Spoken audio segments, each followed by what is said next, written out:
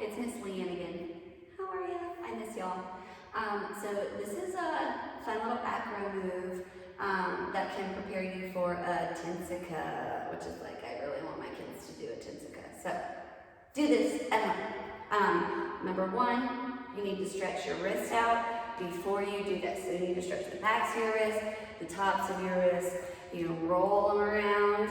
You also need to really stretch your shoulders out. Okay, so you can start by swinging your arms. You can roll your shoulders back. You can roll your shoulders forward. This is always a good arm stretch. Here, and I'm going kind of fast. You can pause it if you need more time. I'm already pretty warm. And then again, take your arms, grab your fingertips. I'll show you from behind what it looks like. Again, don't stop here. Keep trying to work your way up. And while you're in this position, don't look like a turtle, okay? Shoulders down, long neck, like a giraffe. This is a really good shoulder stretch. And then, of course, both sides, always, okay? It's so important that you train both sides.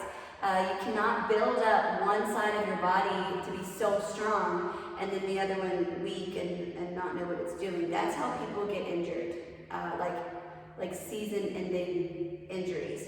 And again, your moms don't go to the gym or dads and just do like left bicep curls. Okay, I'm done. No, well you gotta work both sides so that your body is nice and strong everywhere. Number one, it's healthier and better for your muscles, and like I said, to prevent injuries from happening. And then number two, that way you're just more versatile. So if I'm like, ooh, let me see your left foot walk over, you're like, got it. And then I'm like, let me see your back right walk over. Got that too, right? But back to the point. We're gonna do inside out tabletops, inside out bridges, and then I'll show you the Tinsica prep. And then when we get there, then we can shoot for real Tinsicas, okay? So to start, you wanna start in the tabletop. Okay, this is a great starting point. You basically go from tabletop, and then you want to flip over into a downward dog.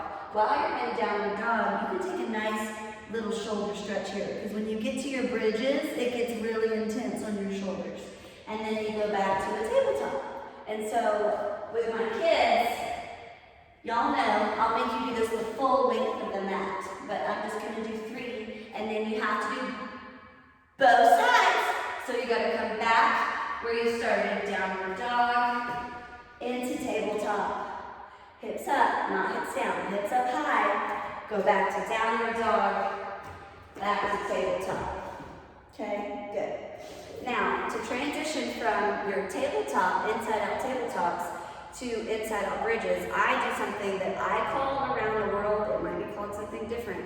Everyone knows there's different slang terms at different studios for different things, but so my kids, you'll know this is around the world. So you start, and you do have to move your hand while you do this. So you start with one hand on your knee, my feet are about hip width apart, and I'm gonna look over towards my shoulder that my hand is supporting me. So I'm gonna look that way, and I'm gonna try to get into my bridge. Let my hand rotate, so my fingertips point to my heels, and then I'm going to come back out the way I got in. And then I'm also going to do what? Other side. So switch arms. You press up. You rotate. Let your hand twist so your fingertips face your heels. And then rotate back down. I'll also do that facing the other direction. So, starting with my right arm over, my left arm back. I'm going to look to the left, hold my hands down, look, and then you want to keep looking up, get into your bridge. You see how I move my hand? Then I'm going to move my hand again, so I can rotate back out. Both sides, rotate, let the hand twist, good, and then sit back down, good. So the next thing, what I call around the world. We just went halfway around the world. You're going to go all the way from your bridge and come down on the other side. Starting to my left, I go up into my bridge and down to the other side. And again, both ways.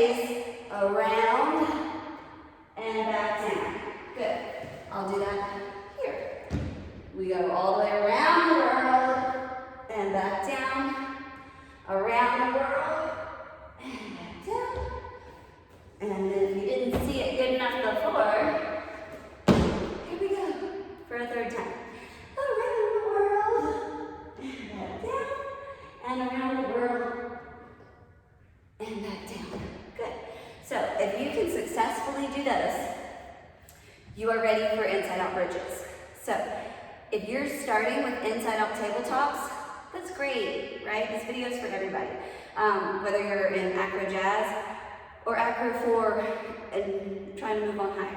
So you can go halfway to your bridge and come back, or you can go all the way around the world. But I would recommend making sure that you can go around the world from both sides.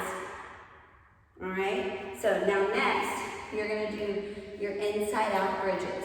So you still go through downward dog, but instead of going to a tabletop, you're gonna go into a bridge, okay? So downward dog, where before we went to our tabletop, yeah? From here, you gotta let the hand rotate. You cross back with your foot and your hand at the same time as you arch into your bridge. Now flip over into your downward dog and keep going.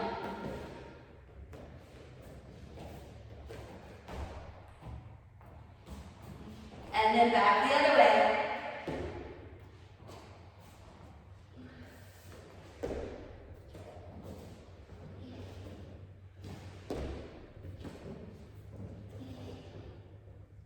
Good. Whew. Don't forget Miss Leanne's 31. And just like you guys, I've been stuck at home. So it actually feels really good. Even though this is harder moves and my back's not as young and flexible as it used to be, I'm pretty happy just to be here. But as you can see, I'm alone. I hope you guys are staying safe at home. And I miss you guys. And hopefully you can find some space to practice your inside out bridges, tabletops, and your around the worlds, okay? For my more advanced kids, you know, I like to throw in some prances when you're upside down in your bridge, or some bridge rocks. And maybe I'll do that in the next video. Okay? Bye guys.